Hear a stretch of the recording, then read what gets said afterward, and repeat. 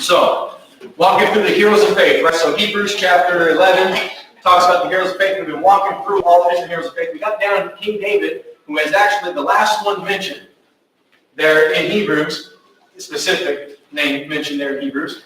And then there's all the other ones that he says he doesn't have enough time to talk about. But we've been on David for a while, man. There's a lot of content here with David, with King David. So, guys, a little bit of review.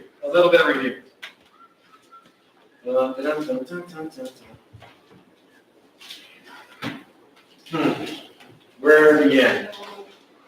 2 Samuel 16, 15 is where we're going to be at today. Kind of backing up though, so we had, David, he is king over Israel and Judea. He's king over Israel and Judea. He has, at this point, his children, they have grown up. We had the thing that happened with Tamar and Amnon and him taking her. And, again, kind of look at everything. It's really kind of neat to see the way that she lives it all the way through it. Just loving the Lord, just wanting everything just to be good before the Lord. Amnon was the one who was unbelieving and would not, and hated her afterwards. And then years go by, Absalom's hatred and spite towards his father and towards God grows. And there's probably a lot of other factors that are not even mentioned throughout here, guys. David's love for the Lord. Maybe he felt like he should have been loved more. David's love for all of his children. Maybe he felt like he should have been more because he was the first. There's no telling what Satan might have kind of worked there through Absalom. But long story short, Absalom's hatred grows towards all of them, and he ends up getting Amnon, his brother, as well as all the other brothers, out for a gigantic feast to celebrate the shearing of the sheep. And in that, he tells his servants, hey, listen, the moment I tell you, kill Amnon. And don't worry if anybody says anything, I'm the one who managed it. So you don't have to worry about it. It's on my head. And so after Amnon starts drinking and starts relaxing a little bit and starts having fun, and they're laughing, and it said that everybody's hearts were merry. And what that meant was that their guard then also was down, because all of them kind of knew that Absalom had been very hateful towards all of them over that 2-year period of time. And but then all of a sudden there's laughter. It seems like there's peace that's been made. Yeah. And Absalom manipulated that situation, even that emotion, that feeling, to let the guard down to be able to kill his own brother. He does kill him. And from there, he takes off and he runs. Now, David, when he first hears about it, upset, hurt, all the different emotions, there's no doubt he felt every single one of them. And it said that he came to peace in his heart, though, with Amnon and Amnon's death. And at that point forward, he mourned for Absalom where Absalom was living, which was separated, running, hating, all those different kinds of things. And Joab, the son of Zeruiah, the murderous ones, the sons of Zeruiah, they were murderous. And then Joab, though, who looks over at David and sees David's turmoil for his son and just desire for his son to be saved, and puts this whole entire thing into action, goes and finds this lady that's really, really smart and is good with words, and then tells her what to say in the story to give him, gives him the story, and David's resolution to the story is don't worry, whoever committed the crime is worthy to be forgiven. And so then right then she turns around and says, okay, then why don't you? And he's like, oh, wait a minute, did Joab put you up to this? And yeah. Then he says, okay, fine, Joab, you can go get him. Go get him, bring him back.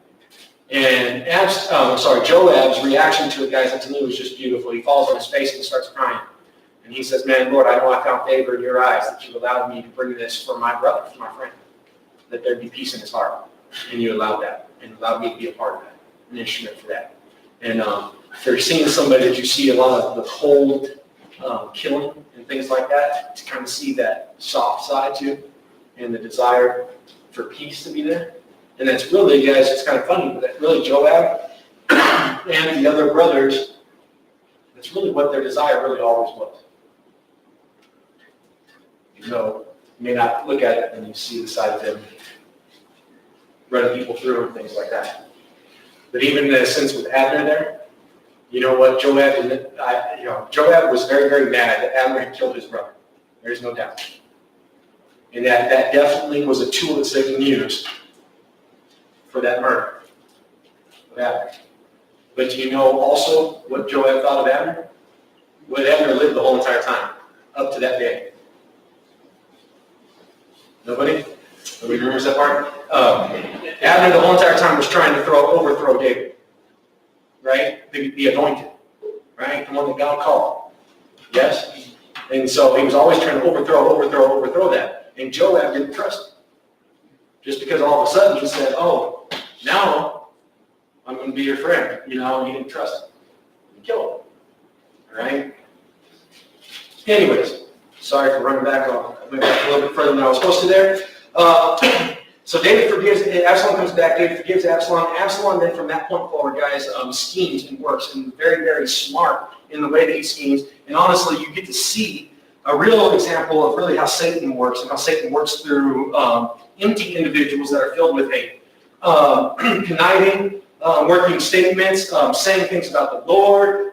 He uses different emotions that he knows that his father would have.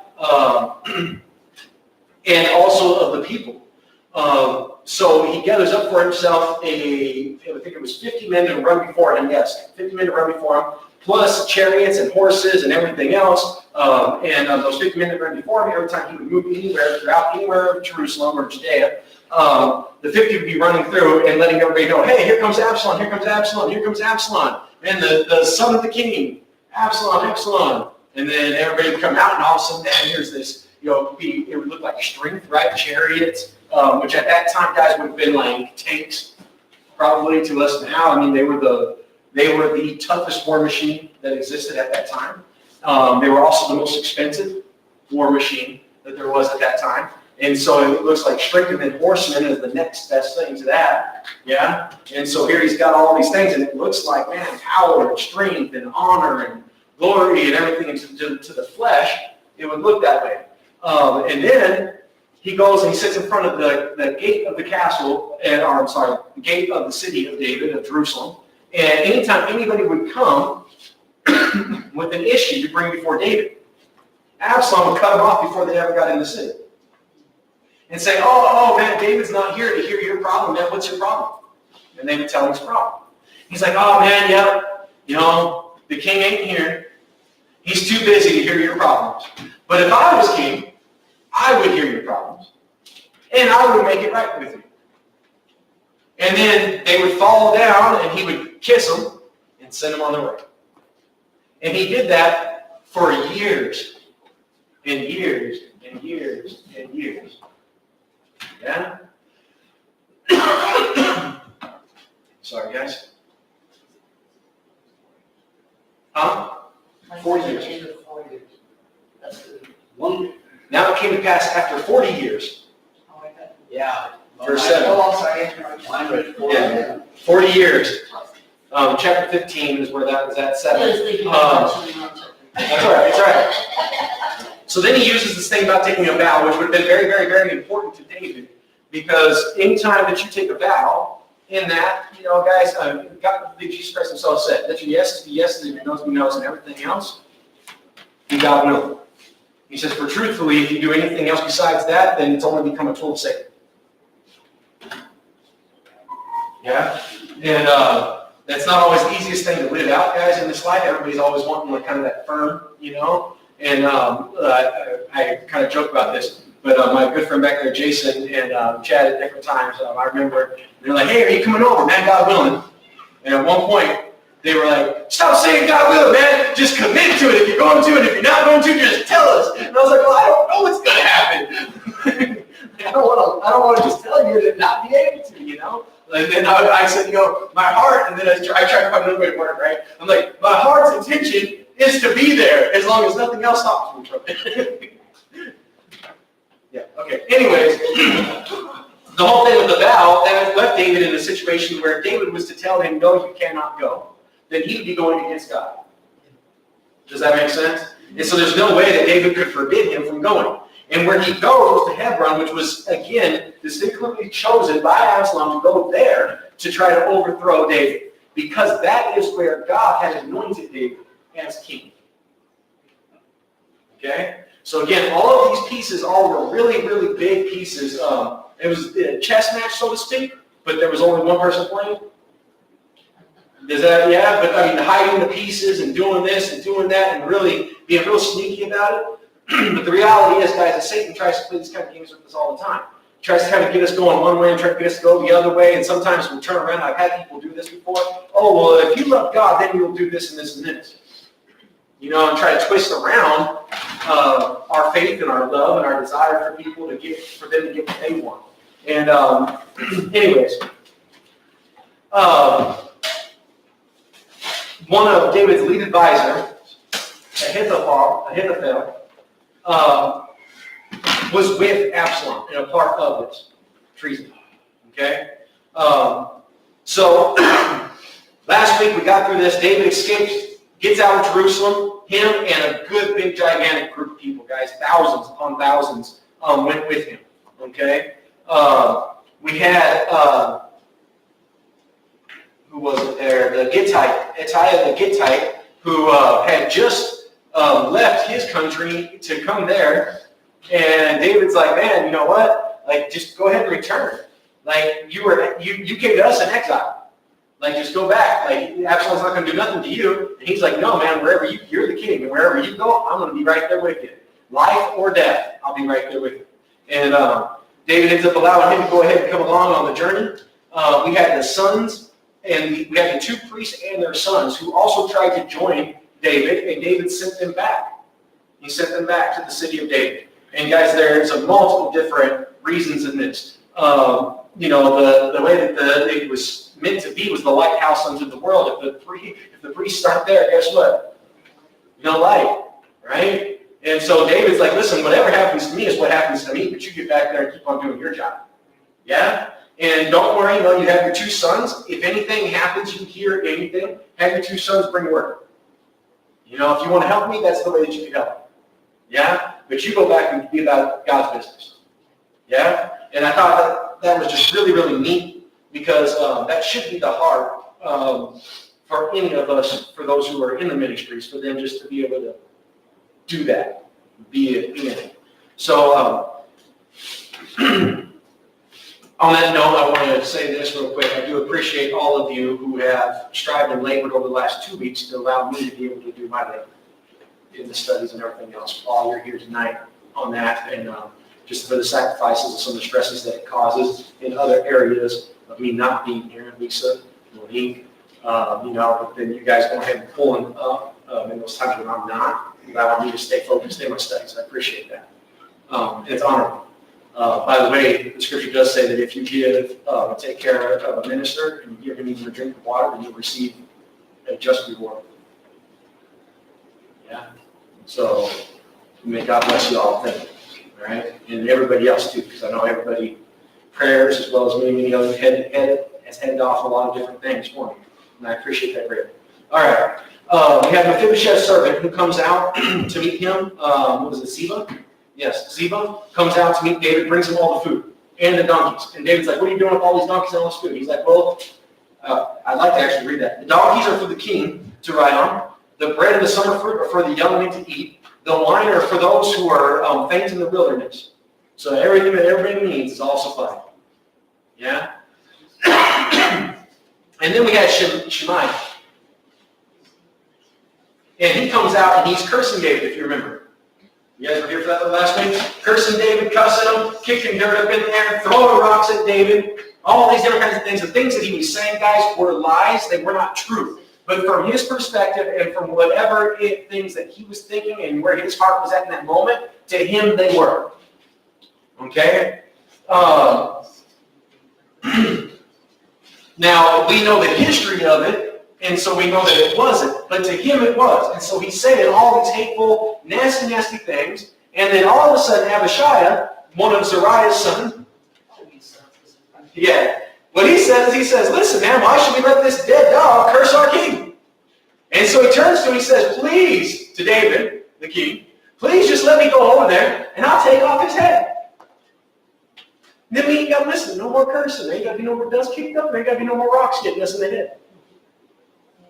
Yeah? And King David's response is, man, what do I have to do with you, sons of Zeruiah? Which really meant, man, my heart is not the same as your heart. Like, we are not on the same page with this. He says, so let him curse. Let him say whatever it is he wants to say. Because the Lord has put it in his head to curse David, who were we to say to not do it? Yeah? And that day, literally, guys, that Tuesday last week, I had an experience of driving down the road. I was coming down 19th Avenue, and there's that QT on the one side, and then there's a liquor store on the other side. And I was coming to work in the morning, and here comes this couple out of the QT. And they come pulling out on the 19th Avenue, and I'm coming down. There's nobody behind me, so I go ahead and stop. And I'm waiting, and their car is like, like T-bone, right? Like across like that. And so I'm waiting. My lane is still clear. And they're kind of in the turn lane, they're kind of in the other lane. And I'm not sure what they're doing, so I'm waiting. Well, they never move. So I go ahead and slowly creep forward. And right as I got past them, they go ahead and gun it up, like they're going into the, I looked in my rear mirror, they're going into the parking lot of the liquor store right there. And she is cussing and flipping me off. I'm like, what the heck? And at first I was like, man, I don't know what she thought. And so I, like, kind of two things ran through my mind was, it used to, like, I would just be, oh my gosh, who do you think you are, And all of a sudden, this text, and I was like, I don't know why it was in her mind and what was there. But just like David looked at it and said, you know what, I don't have to let it change my faith. And where I'm living, it was kind of sweet, because in that moment, instead of me falling into my flesh, I could live something completely different. Yeah? And so that was kind of precious to have that text right there. And so if any of you have some people that ever just, go to cussing and everything else, just kind of remember that for whatever reasons, wherever they're at and whatever they're seeing and whatever they think is real right then in that moment, sometimes it's better just to let it be. Proverbs also writes this. He says, if you try to correct one who is without the Lord, that what they will do is turn and bite you. He says, however, if you knock back a righteous man, a man who is of the Lord, he says he will love you. Yeah? So, guys, sometimes it's just better just to kind of let some things just kind of roll and let God do it. Yeah? Because I did think about pulling over and apologizing to her, and I was like, wait a minute, all that's going to do is probably get me either. I wasn't really too worried about getting shopping, but maybe I should be more than I am or whatever else. Looking out 30-something years of living here in South Phoenix, like if it ain't happened by now, I ain't too worried, but maybe, like I said, maybe I should be. Anyways, guys, the guy continued to kick up dust, continued to do all those kind of things, and they continued to march on. Long story short. All right? The bigger picture then that David was able to see, guys, was really, really precious, because he could see the whole group of everybody that was there with them, not just that one man and what was happening to him. Yeah? In the hearts of everybody, how disturbed they would have been, if there would have been that retaliation versus just letting it be. And David not taking it to heart. Good teaching tool. All right, so anyways, guys, we got to verse 15. So that's where we're at right now, 16:15. Meanwhile, Absalom and all the people, the men of Israel, came to Jerusalem, and Ahithophel was with him. And so it was when Hushai, the Archite, David's friend, came to Absalom. Then Hushai said to Absalom, long live the king! Long live the king! If you remember, he was sent back by David to go do this very thing. So Absalom says to Hushai, is this your loyalty to your friend? Talking about David. Why did you not go with your friend? And Hushai says to Absalom, no, but whomever the Lord and this people and the men of Israel choose, his I will be, and with him I will remain. Furthermore, whom should I serve? Should I not serve in the presence of his son? As I have served in your father's presence, so I will be in your presence. Then Absalom said to Ahithophel, give advice as to what we should do. So Ahithophel said to Absalom, go into your father's concubines, whom he has left to keep his house. And all of Israel will hear that you are abhorred by your father, David. Then the hands of all of them will be strong for you.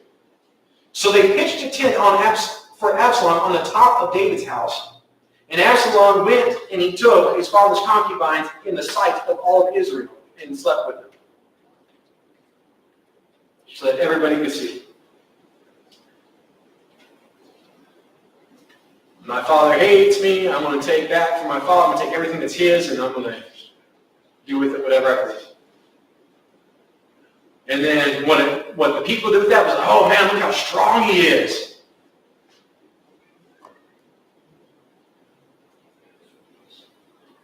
Some of these same tactics, guys, very different in the sense of maybe the concubines and taking them, that kind of thing, but causing evil to others and that meaning some sort of strength is still yet used in this world today to try to gain power and privileges over people for them to say, oh yeah, that person. Okay? Chapter 17. Moreover, Ahithophel said to Absalom, now let me choose 12,000 men, and I will arise and pursue David tonight, and I will come upon him while he is weary and weak, and make him afraid.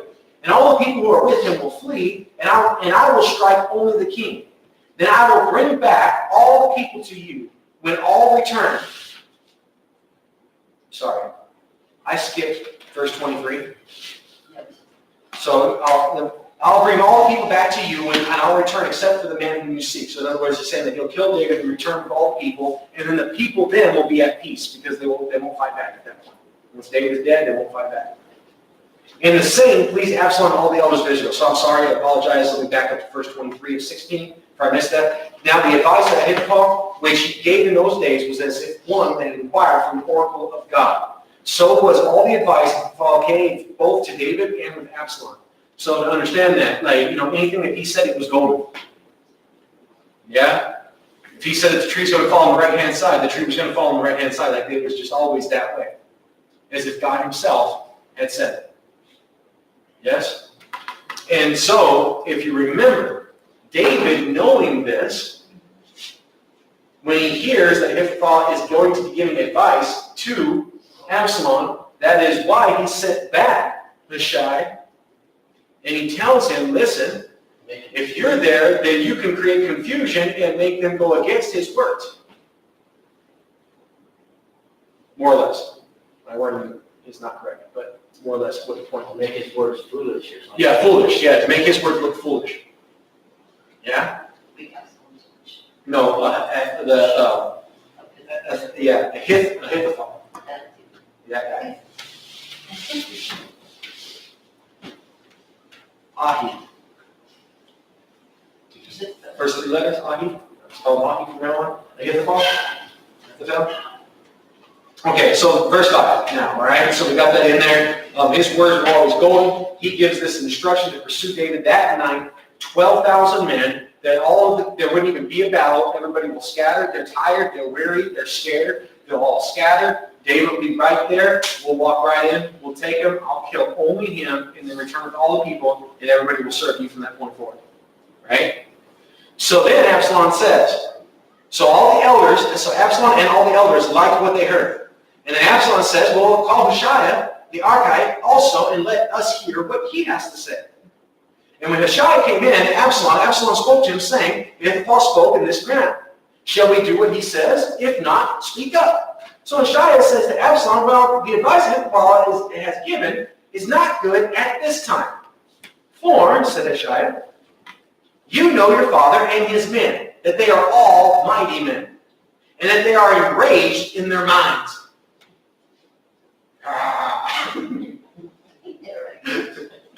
Which is so funny because it's not in all the reality, but yeah, anyways, I'm sorry. I'm sorry for laughing. Like a bear, rob her of her cubs in the field. Have you ever seen a bear with its cubs that are being messed with? I am personally never a person. I have, a chow lady or, one of those. That is not something pretty to see at all. And it's amazing to me, if you would have grown up in that day and age, you would know this, and you would know probably what it sounded like and what it looked like. Yeah? So the picture that he's painting. Does that make sense? So first you have, don't you know your dad is a very valiant and strong, and then all of his warriors, I mean, these guys are the best of the best. You think about how many wars that they have fought. And guess what? They won them all, and they all came home. starved or whatever else, but they came home. I mean, these guys, if there's warriors of warriors, these guys are them, right? Now we know that it really, guys, no doubt. I mean, whatever they were as far as warriors, they were, but it was God's hands who always gave them those victories. Yes? Because the people that they faced were also great warriors. So not to try to take anything away from them. But again, the picture that's kind of being painted here. He says, you know that your father and his men, that they are mighty men, enraged in their minds like a bear robbing for cubs in the field, and your father is a man of war, and will not camp with the people. And if you remember, you look back, you go all the way back to Abraham, and any of those different situations, when there was even a rumor of war, the warriors would always move off from the rest of the people, and they would try to camp themselves kind of in between, to always try to give that opportunity for them to be able to flee and survive. Yeah? So again, these things would make a lot of sense to you if you're wise to war. Surely by now he is hidden in some pit or in some other place. And it will be, when some of them are overthrown at the first, that whoever hears it will say, there is a slaughter among the people who follow Absalom. So if you go, they're hiding out somewhere, and they're going to jump out and they're going to kill some of your men. And as soon as that word comes back, you're going to lose everybody. Yeah? And even he who is valiant, whose heart is like the heart of a lion, will melt completely. For all Israel knows that your father is a mighty man, and that those who are with him are valiant men. Therefore, I advise that all Israel be fully gathered to you, from Dan to Beersheba, like the sand that is by the sea for multitude, and that you go to battle in person. So we will come upon him in some place where he may be found. And we will fall on him as the dew falls on the ground, and of him and all of the men who are with him, there shall not be left so much as even one. We'll kill them all. Moreover, if he was withdrawn to a city, then all Israel shall bring ropes to that city, and we will pull it off into a river, until there is not even one small stone that is found. Persuasive?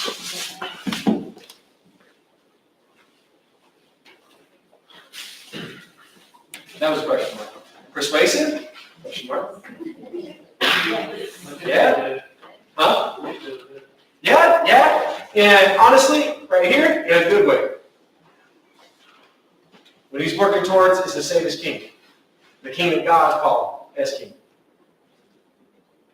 Yeah? And the king, and he's following the instructions even of the king himself. Yeah?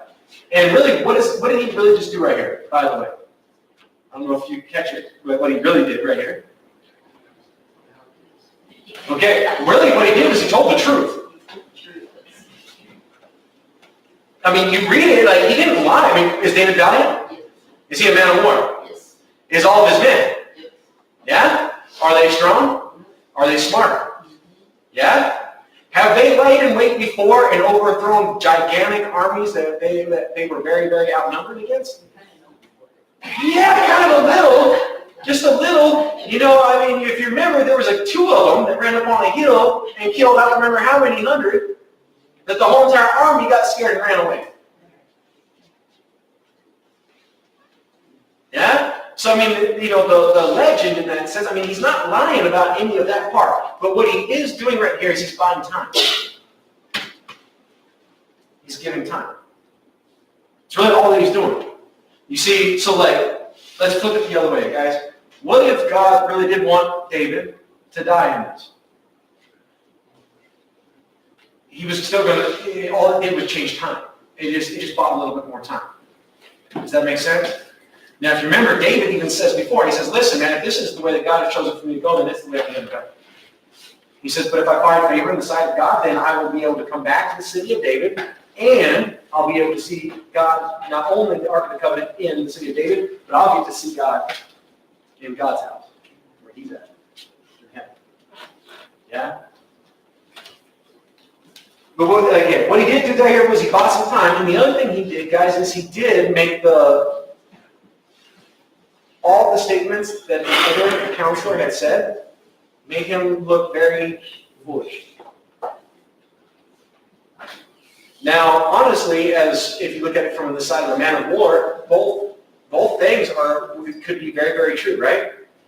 They're all fleeing. They're going to be tired. Yeah? The men and women, are they going to be scared? Yeah? Now the warriors, probably not so much. Again, this is what they've done their whole entire life. But the rest of them, yeah. I mean, so there's pieces on both sides that are true. One, though, is seeking destruction. What the other one is seeking is for there to be time that there might be peace. Two very different spirits. So Absalom and all the men of Israel said, the advice of Hushai the Archite is better than the advice of Ahithophel. For the Lord had purposed to defeat the good advice of Ahithophel, to the intent that the Lord might bring disaster on Absalom. Okay? Everybody good? And Hushai said to Zadok and to Abiathar, the priests, thus and so Ahithophel advised Absalom and the elders of Israel, and thus and so I have advised. So again, as David had asked him, said, my friend, you know what? Whatever you hear, you pass it on to the priests, they'll pass it on to their sons, and their sons will bring it to me. So here we go in this process.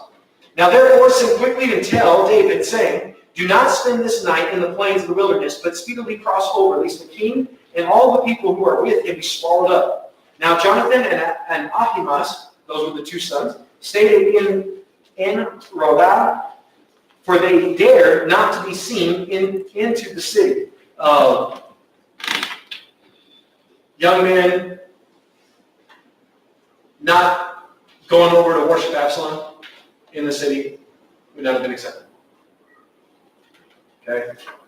So what they did was they had a female servant who would come and tell them, and then they would go tell King David.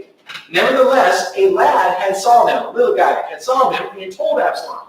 But both of them went away quickly and came to a man's house in Bahurim,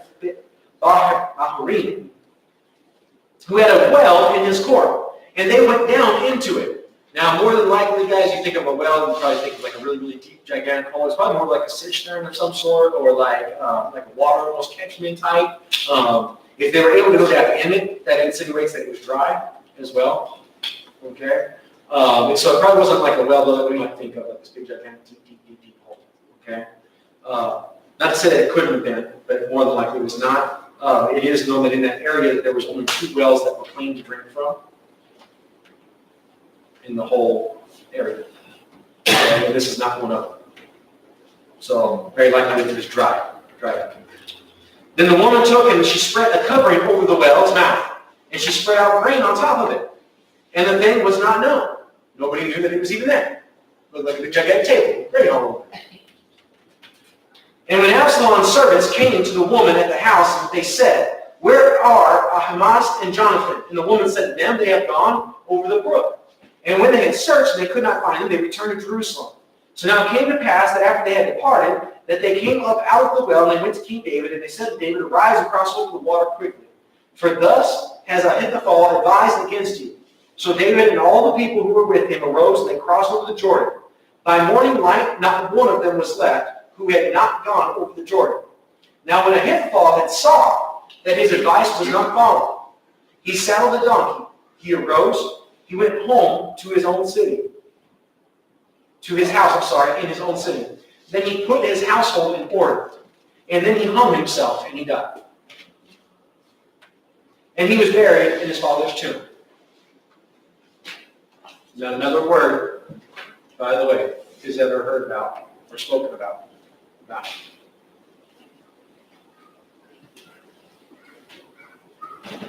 He was a man that had a gift from God that was given unto the body to help the body. And in his heart, went against the Lord, did not love the Lord, did not believe. He was already dead. Spiritually, he already was. What God allowed to happen there with Hushai and everything else, they just rolled with it, so to speak. Quick question. So could it be perceived as a test that he failed? I mean, anything can be perceived as a test in that sense. There is one thing though, God is not testing man. Satan tests. God does not test. So, you get into a lot of deep theology. The reality is that before the foundations of the world, this man's end was already this man's end. And that was already that way. He was not a believer. Okay? And yet, he was gifted by God. And there's consequences, anytime you're given anything, right, there's also responsibility with that, right?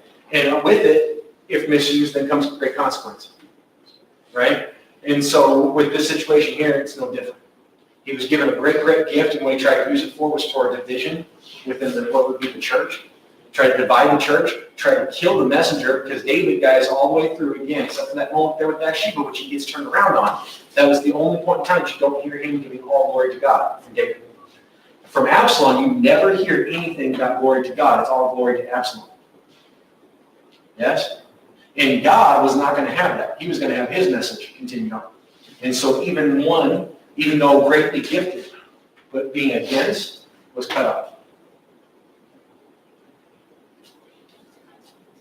So I don't know if I have to answer your question. No, yeah, you did. You could answer it if you gave another one as far as with free will. I guess that would fall in place. Does that fall in place? Is already being accounted for? Free will is a tricky thing. What do you really have free will over versus what God's sovereignty already has over it?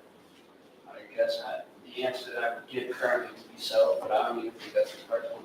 Okay? Everything that we do in a sense is all based off of a lot of different factors that got put into place all around us, right? And yet at the same time, there is a level of accountability, but the accountability, a lot of times what we think in this world has to do with the things that we choose to do one thing or another, step left, step right, or whatever else. That's not really what God says throughout the scripture. The accountability side comes into this, because if we make the decision, we're always making the wrong one, is what it usually seems like, okay? And so then the accountability side comes down to this. If we hear the message that we are sinners and that God has done everything to save us through his son, Jesus Christ, but we are going to neglect or deny that and to live it some other way, then by your will of not going to live it that way, then, does that make sense? Judge yourself. You judge yourself unworthy, that's what Jesus Christ says. Right? Yeah. So, good? Okay, all right. So, do. Oh, lost my first, guys. Rose, King Presbyterian. Okay, 24. So then David went to Mahanaim, and Absalom crossed over the Jordan, he and all the men of Israel with him. And Absalom made Amasa captain over his army instead of Joab. Then Amasa was the son of a man whose name was Jethro, an Israelite, who had gone into Abigail, the daughter of Nahash, the sister of Zeruiah, Joab's mother. Long story short, a relative of Joab. Right? Instead of trying to follow all of that right there, just to help your mind stay at ease and not get too confused and get caught up in all of that and miss out on the spiritual things, it was a relative, okay? So Israel and Absalom encamped in the land of Gilead. It's amazing how many times that little land goes back into play, ain't it? Now it happened when David came to Mahanaim that Shabai, the son of Nahash, Rabbah, the people of Ammon, Machir, the son of there's a bunch of them. What they did is they brought beds and basins, earthen vessels and wheat, barley and flour, parched grain and beans, lentils and parched seeds, honey and curds, sheep and cheese of the herds for David and the people who were with him to eat. I love how over and over and over again they got food. I like eating, man. That was a good salad tonight. Thank you, Lalo. Yes. You guys enjoy that? By the way, how many of you guys enjoyed the salad? Yes. Yeah? I love that. Because seriously, I've been I get to craving them. I'm serious. I know we just had it, like, what was that, maybe 3 weeks ago? And I'm already thinking, okay, next week, okay, we're going to do salad. Next week after that, maybe we can squeeze salad in there again. Because, like, man, I don't know. Well, the hotter and hotter it gets, and it's like, and with all of the different fixings and the flavors, and, you know, it's really neat. God gave us all those different things for us to be able to enjoy right there in that moment with each other. It's just precious. So again, thank you, Lalo. And, you know, it's just really neat here, too, how God just looks after us. Yeah? And even here with them, and then all the goodies that they have. And I saw that's what brought that up with the thing. I mean, man, how many different goodies were laid out right there? And I couldn't help, I had to take at least 1 scoop of everything. Yeah? I think there was like this much lettuce, but it's not like on the bottom, but I had a heaping plate of stuff. It was really, really good. Okay, their heaping was wheat and barley and flour and parched grain and beans and lentils and seeds and honey and curds and sheep and cheese and yeah, barbecue. And meanwhile, you know what's happening, right? They're getting ready for war. And they're having a feast. Ain't that neat? Well, I mean, peace. Yeah, confidence. God's got this. Just that peace. Then food comes. Thank you, God. Yeah. He sent them with food. They get there. There's more food. I mean, it's just. And I'm sorry. I've been teaching out of that there out of Proverbs. And man, wisdom. She prepares all the food. And all she says is just come on in. And if you lack, don't worry. And there's going to be the words of God to eat, and your belly will be full. There's the blood of Christ, the life of Christ, and all your sins will be paid for and taken care of. You don't even have to worry. Just come on. Yeah? Beautiful. It says, for they said, the people must be hungry and weary and thirsty. So they brought all food. So David numbered the people who were with him and set captains over thousands and captains over hundreds over them. Then David sent out 1/3 of the people under the hand of Joab, 1/3 of the people under the hand of Abishai and of the sons of Zeruiah and Joab's brother, and 1/3 under the Attai, the Gittite. Remember him? He's the one that just showed up on the scene. That was out of exile from another country, and was like, no, David, man, wherever you go, you're going.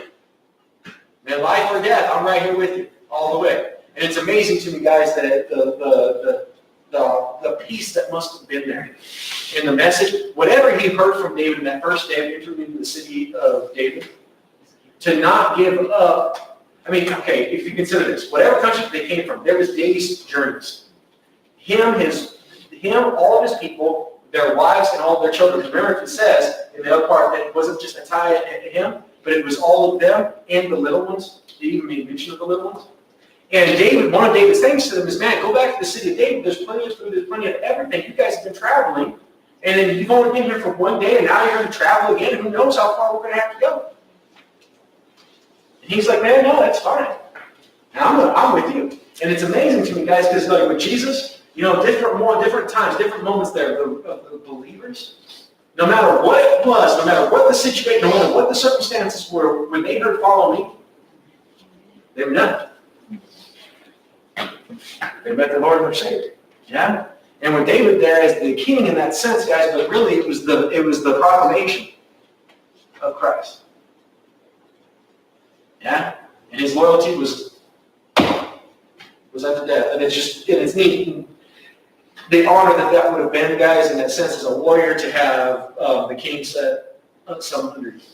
And 1/3 of the army, that's a big chunk. Right there. The king himself said, I will go out there with you myself. And the people says, no, you can't go out there. For if we flee, they will not care about us. If half of us die, they ain't going to care about us. But if you are worth 10,000 of us now, for you are now more help to us here in this city. So King David says unto them, whatever seems best to you, I will do. Now, if you remember, the other time that David did not go out to battle, there was the whole thing there with Bathsheba. This time he ain't playing, and he's like, no, I'll be right there. I'm going. And it was them, though, who turned around and said, no, it's better if you stay. Yeah? So, a different happening. And again, David's heart, very, very different here. Now the king had commanded Joab, Abishai the Hittite, saying, deal gently with for my sake with the young man Absalom. And all the people heard when the king gave all the captains orders concerning Absalom. Every person heard it. Yes?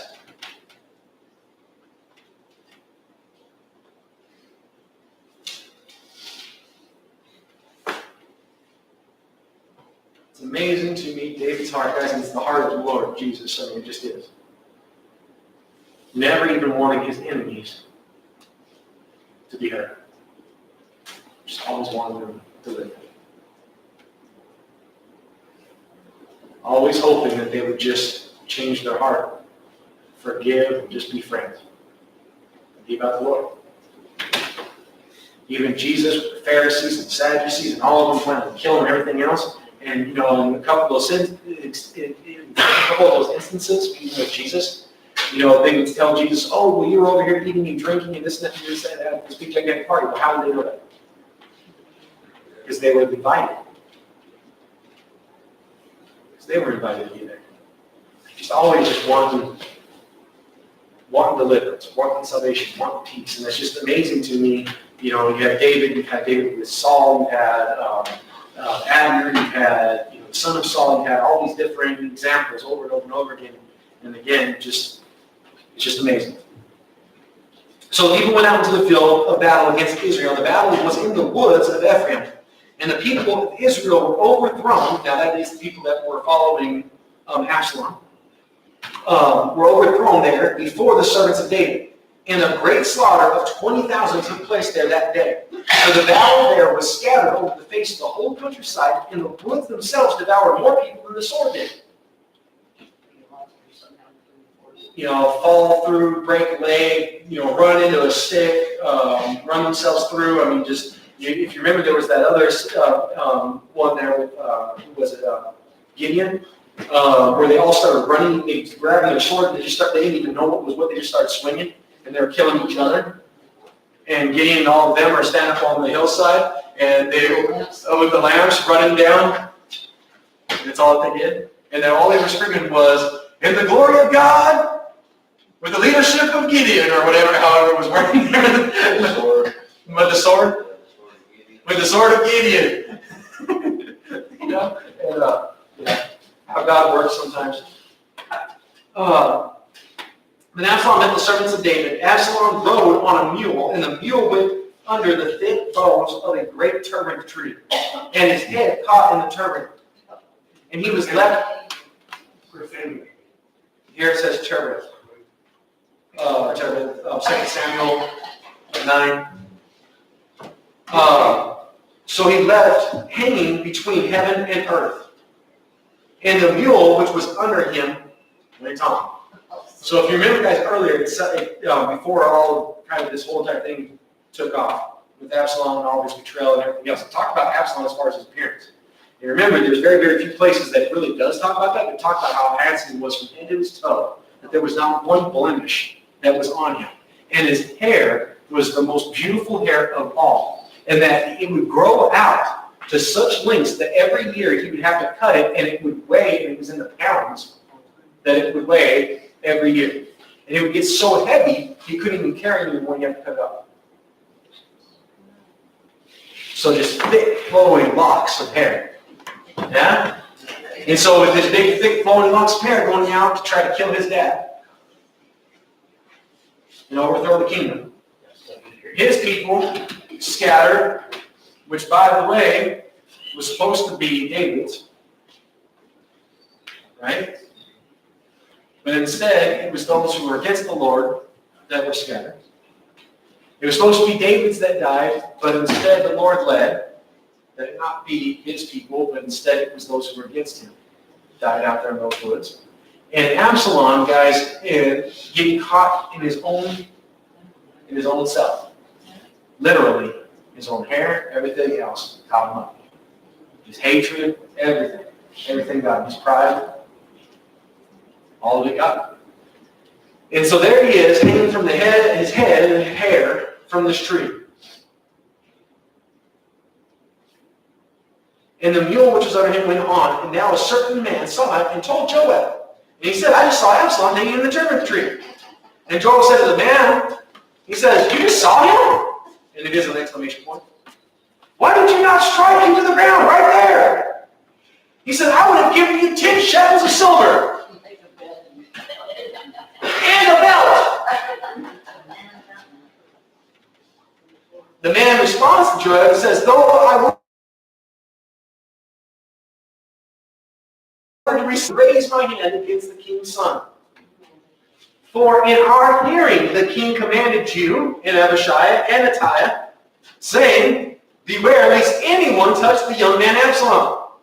Otherwise I would have dealt falsely against my own life.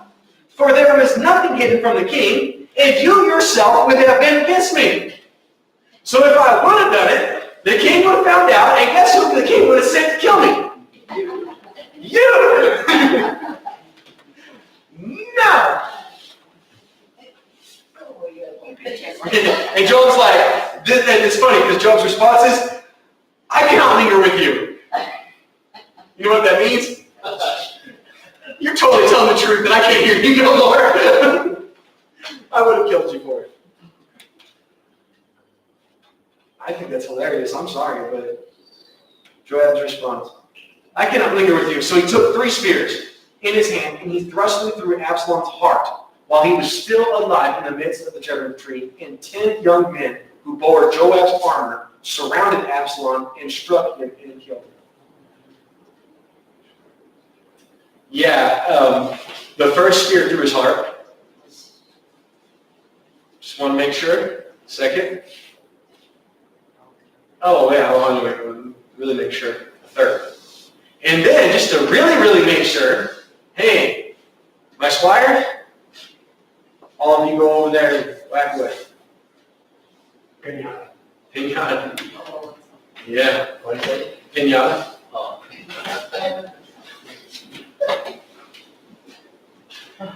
Everything got started somewhere, you never know. It was Murder's fault. He's the one who started it, right? I'm sorry. No, you're not. No, I'm not. But, no, guys, let's get on with this right here, guys. So Joab blew the trumpet, and the people returned, pursuing Israel, for Joab held back the people. And they took Absalom, and they cast him into a large pit in the woods, and they laid a very large heap of stones over him. Then all of Israel fled, everyone to his own tent. Why did everybody flee to their own tent? Because they defied the orders of the king. If you guys kind of remember, the other guys that did not defy the orders of the king, but just brought word of his enemies being killed, and those are the ones that have been trying to kill him his whole entire life, what did they do? Kill him. This is what you need to bring me good reports. It's like, I don't want him dead. I want him safe.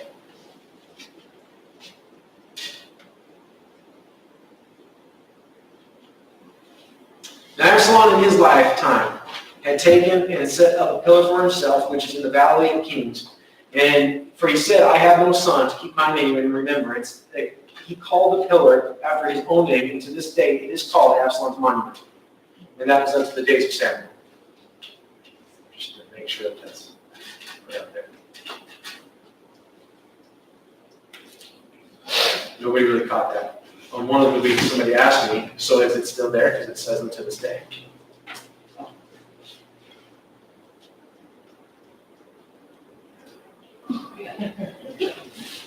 Then Ahimaaz, the son of Zadok, said, let me run now and take the news to the king, how the Lord has avenged him of his enemies. Sound kind of familiar? Again, every time that somebody had said this and went off to go run off with the king, it did not end well with them, for them. Joab said to him, he says, you shall not take this news this day, for you shall take this news you should take news to him some other day. But today you shall take no news, because the king's son is dead. Then Joab said to the Cushite, no idea who this guy was, but He says, go tell the king what you have seen. So Cush bowed himself and ran after Joab, bowed himself to Joab, and he ran. And Ahimaaz, the son of Zadok, said again to Joab, but whatever happens, please let me also run after Cushite. So Joab said, why will you run, my son, since you have no news that is ready? But whatever happens, he said, please just let me run. In other words, you ain't got no good news. Why are you trying to run out first? The Cushite more than likely was a slave or something along those lines, or whatever else, a servant, whatever it might be, a warrior. A warrior knew that his life was just numbered. It was just a matter of time. It's the way that they looked at it, and it was a thing of loyalty. So, for the Cushite, it would, it just was what it was. And if that brought his death, then that would have been honorable to them in their mindset. Yes? But this young man right here is the next priest in line. Hello? Ahimaaz is the next priest in line. It is the son of Zadok, the priest. He would be next to become priest. And he's saying, man, why would you go? So he said, just let me run. So he says, okay, fine, run. So he ran by the way of the plain, and he outran the Cushite. Now David was sitting between the two gates, and the watchman went up on the roof over the gate to the wall, lifted his eyes, and he looked, and there was a man running alone. And then the watchman cried out, and he told the king, and he said, if he is alone, then there is news in his mouth. And he came rapidly, and he drew near, and the watchman saw another man running. And the watchman called the gatekeeper and said, there is another man running alone. And the king said, he also brings news. So the watchman said, I think the running of the first man looks like the running of Ahimaaz, the son of Zadok. And the king said, well, then he is a good man. So then what he must be coming with is good news. So Ahimaaz called out, and he said to the king, all is well. And actually, it's not how it's written here. All is well! Then he bowed down with his face to the earth before the king, and he said, blessed be the Lord your God, who has delivered up the men who raised their hand against my lord the king. So then the king said, is the young man Absalom safe? Ahimaaz answered, when Joab sent the king's servant and me your servant, I saw a great tumult, but I did not know what it was about. And the king said, turn aside and stand right here. Stand right over here to my side. So he turned aside, he stood. And right about then the Cushite came. And he says, there is good news, my lord the king, for the Lord has avenged you this day of all those who rose against you. And the king said, the Cushite, is the young man Absalom safe? So the Cushite answered, may the enemies of my lord the king and all who rise against you to do harm be like that young man. And again, I'm going down in my voice. That is not how to stay there. He was saying it with excitement. I'm sorry. The reason why I go down is because I know it's coming. So then the king was deeply moved, and he went up to the chambers over the gate, and he wept. And as he went, he said thus, O my son Absalom, my son. I'm sorry, I get all emotional. If only I had died in your place, my son, Absalom, my son. And so Joab was told, behold, the king is weeping and mourning for Absalom. So the victory that day was turned into mourning for all the people. For the people heard it said that day, the king was grieved for his own son. Again, guys, he just always wanted deliverance. And that's what we should always want. Yeah? Do always remember, do everything that we can for all deliverance. The deliverance at the end of the day is in the hands of God. Yes? And even as Paul himself looked over his kinsmen, he said, you know what, I would give up my own salvation if it meant for all of my kinsmen to be saved. That was not in the power of Paul. Nor was it in the power of David to give his life for Absalom, or his faith for Absalom. Christ gave his life. It's done. God is the one who's in control of that. What we're to do is we're supposed to preach the gospel. That's what we're to do. Yeah? We give all that we can. But it is God who does the same.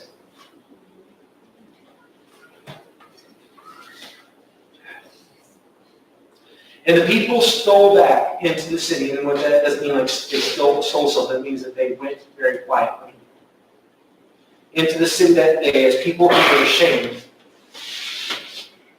slowly walk away, steal away.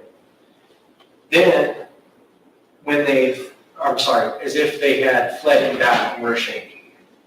But the king covered his face, and the king cried out loud, "Oh, my son Absalom, oh, Absalom, my son, my son." So then Joab came into the house of the king, and he said, "Today you have disgraced your servants, who today have saved your life, the lives of your sons and your daughters, the lives of your wives and the lives of your concubines, in that you love your enemies and hate your friends. For you have declared today that you regarded neither princes nor servants. For today I perceive that if Absalom had lived and if all of us had died today, then it would have pleased you well." Now, guys, my honest, truthful belief here is that that is not Joab's heart in the way that he thinks that David is looking at it. But I think that he is trying to warn David of the way that others might look at it, one. And then second of all, to remember that, you know what? Family is family, but the family of God is more. Take care of this. Have your sorrow, but don't act like it was disgraceful. Stand. Fight for it. I don't know if that makes sense. Now therefore arise and go out and speak comfort to your servants, for I swear by the Lord, if you do not go out, not one of them will stay with you this night. And that will be worse than all of the evil that has befallen you from your youth until now. I gotta stop right there on that statement. All the evil that had befallen David. Guys, how much evil had been befallen David since his youth? I mean, guys, man, we think we have a rough life, a rough patch in our lives and whatever else in David's life, man, all the way through. And yet at the same time, remember what David said? It's all good. He said, man, I've already been delivered. Do you remember that? When they said, oh, your enemy's dead. He's like, no, wait a minute. God's already always delivered me from my enemies before my enemies ever even came. Yeah? And just the neat, kind of outlook from David. And, again, Joab is being very, very real. And to a point of trying to bring some real awareness right here. And yet at the same time, guys, it's really sweet because both of them lived. And you see that throughout their lives, that they lived. Just believing in God, and His promises, and that His blessings were way bigger than any of those problems that they've ever faced. And by the way, Joab was there throughout it. So then the king rose, set at the gate, and they told all the people, saying that there's the king, and he's sitting at the gate. So all the people came before him, for everyone had fled their tents. So everybody comes out of the tent, comes out David. Now all the people were in a dispute throughout the tribes of Israel, saying, the king saved us from the hand of our enemies. He delivered us from the hand of the Philistines. And now he has fled from the land because of Absalom? Understand the question that it would be for some of them.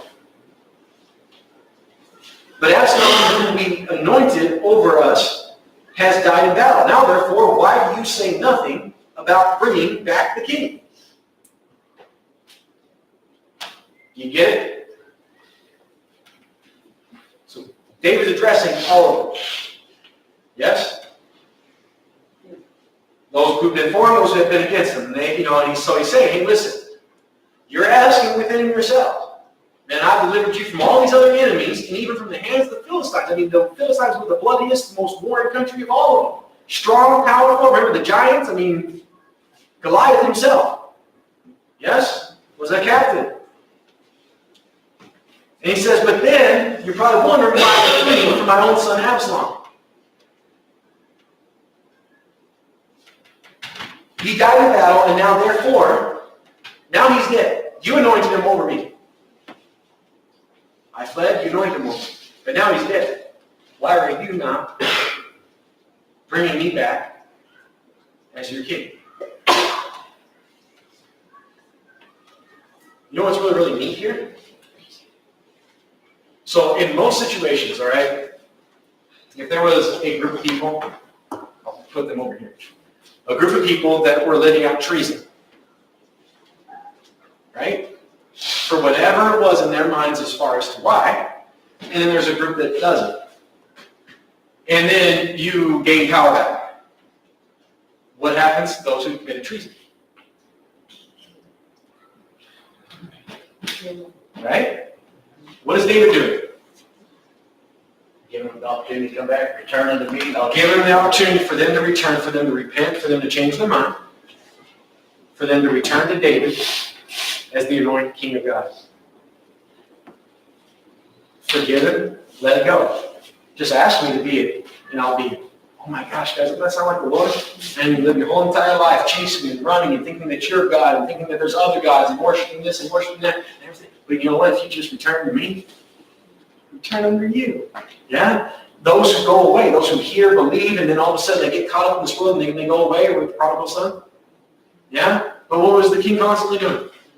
Or the father there? Constantly looking for him, And as soon as he sees him coming, what does he do? Yeah! And remember the son? Oh man, I'm not even worthy. I just want to be your servant. Yeah, the heck with servanthood, you're my son. Yeah? And that's the Lord for all of us. Yeah? Whether they're living our lives lost and then getting saved, or maybe we've had an experience but then it just kind of went away and but we'll return. Well, you know, God's just right there, just wanting that return. So King David sent Zadok and Abiathar the priest, saying, "Speak to the elders of Judea, saying, why are you the last king to bring back the king into his house? Since the words of all of Israel have come to the king to his very house. You are my brethren. You are my bone and my flesh. Why then are you the last ones to invite me back?" Why do you think they're the last ones to invite me back? Ashamed. I think ashamed, at first, when I was first thinking about it, I thought about fear, which I just kind of like talked about right there, right? But I really don't even think it was fear. I think it was ashamed. Ashamed for what they had lived, ashamed for the denial of God and his word, and David and David's ministry, and what David had always been about versus what Absalom was about. I think there was a lot of shame. Guys, man, don't ever let shame keep you from returning.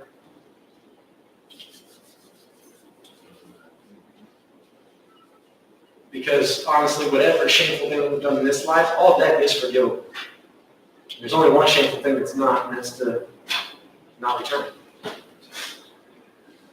Yeah?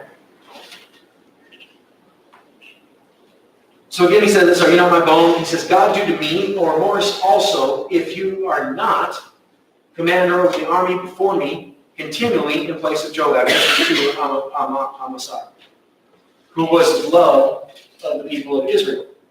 And so this is the way that he swayed the hearts of the men of Judea, just as the heart of one man. So just as one man, they all together with the same heart were moved. And so they sent word to the king, "Return, you and all of your servants." Then the king returned and came to the Jordan, and Judea came to Gilgal to go and meet the king, to escort, Judah came to Gilgal to meet the king and escort the king across the Jordan. And Shemaiah, remember him? Picking up the scripts and throwing rocks at him? Remember him? He hurried and came down with the men of Judea to meet the king. There were 1,000 men of Benjamin with him, and Ziba, the servant of the house of Saul, his 15 sons and 20 servants with him, and they went over the Jordan before the king. And then a third boat went across to carry the king's household and to do what he thought good. Now Shemaiah, the son of Gera, fell down before the king when he had crossed the Jordan. And he says to the king, "Do not let my lord impute iniquity to me, or remember the wrong that your servant did on that day, that my lord, the king, left Jerusalem, that the king should take it to heart. For I, your servant, now that I have sinned. Therefore, here I am, the first to come today. of all the house of Joseph to go down to meet my lord the king. But Abishai, the son of Zeruiah, said to him, shall not Shimei be put to death in this because we curse the Lord's anointed?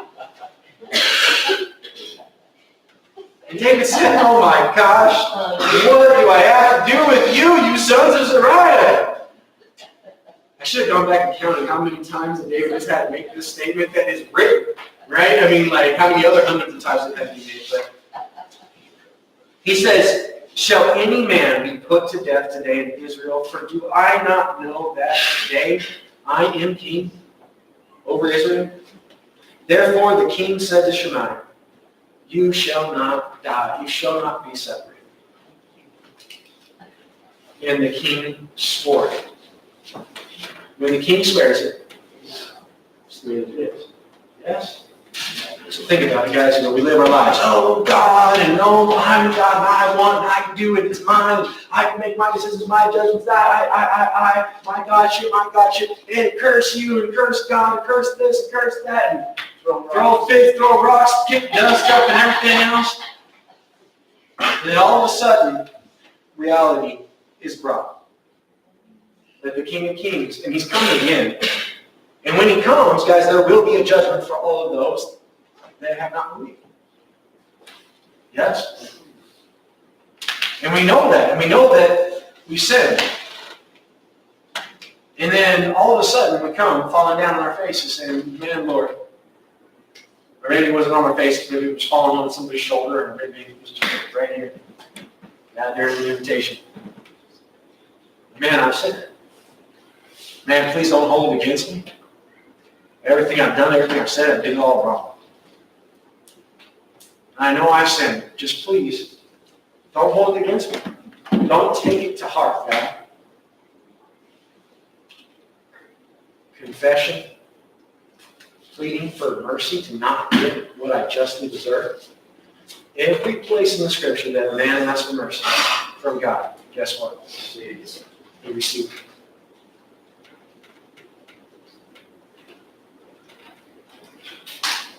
Not every person that asks for repentance, but every man that asks for mercy.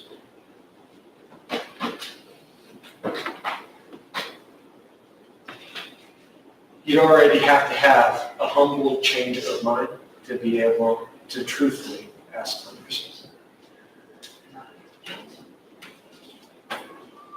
And the king who is always faithful and just and knows that he is the king, and he is the Lord of lords, and he is the judge of all judges, is faithful and just every single time to say, you know what, you're forgiven, and I promise you will never be separated from me. Come on in, my good and faithful servant. Pretty beautiful, yeah? So guys, thank you for staying with me. I wanted to make sure I got that point right there, if nothing else to end. That's a beautiful place to stop for this week. You guys on the atonement that we have. And David, guys, does give us that image that we get to see, kind of a mirror, so to speak, of certain things concerning Christ. Yeah? And even though he had all the power and all authority right there to take that man's life and to separate him from this earth and into judgment before God for eternity. That wasn't David's heart, ever. Yeah? Reality is, guys, is that for his son, you know, and I already stated this, but let me just state it one more time. David was not mad at his people for loving him and fighting the good fight. He just wanted his son to have every opportunity to be saved. Guys, we should want that for every son that's out there, every daughter that's out there. I'm not talking about our personal ones. Yes, our personal ones. We should want for every child of God, everyone that's born into this world, we should want them to have every opportunity. Yes? And if any of them die without having that repentance and without that confession, guys, it should be sad. Nonetheless, while it is sad, we have to remember that at the end of the day, God is still God. And his people and his message is more important than whatever sadness or emotion that we're going through. Yeah? So sometimes we just gotta keep, pull it up, and we just gotta keep on marching, trusting that God's got His guy. And let God kind of let the rest of it shake out. Good? Everybody good? Yes. I love you all very, very much, guys. I pray that tonight everybody gets a great, great nice night of rest. There is no rest, truthfully, without the Father. And without the Son and the atonement of all of our sins being washed away through His perfect life, His death, His burial, His resurrection, our sins would still remain, which means we couldn't have rest. No true rest. And I pray for all of our hearts that tonight we be fully confident in the message from God. I swear to you, you will not die. Amen. You're forgiven. Yeah? Let that be our thoughts. If that's our thoughts going to bed, maybe tomorrow morning we'll wake up, our feet hit the ground, maybe that'll be our thoughts when we wake up. Yeah? And then we have something to share. And so to share with people, and we can tell them, guys, where we heard it. We tell them to come along with us. Yeah? Because there's a lot of, like, I've been teaching and preaching. Guys, the harvest is plentiful, man, guys. This world. Jesus came to save sinners. Do you guys remember the statistic? I like statistics. I do this for school all the time. Do statistics and things like that. I like them. Because no matter how you cut it at the end of the day, the numbers are the numbers. Doesn't mean that God can't do something else. Numbers are numbers. You know, Jesus Christ came to save sinners. Yes? Guess what every person is? So statistically, how many are qualified? That's a good fishing field right there, guys. You know, if you like fishing, a pond in which there is 100% full of fish, it's a good place to start, you know? Okay. I love you all, guys, man. The Lord has loved us. I pray that everybody have a wonderful night. I'm so glad that you're able to be here with us tonight. We're going to get your information so that we can get back with you. Sunday is our next services that we have. All right, we have them at 9 a.m. and 6 p.m. All right, so 2 different times. Kind of depend, people, whatever they have going on. Some people have to work in the morning. Sunday night allows everybody to have a chance to get food. All right.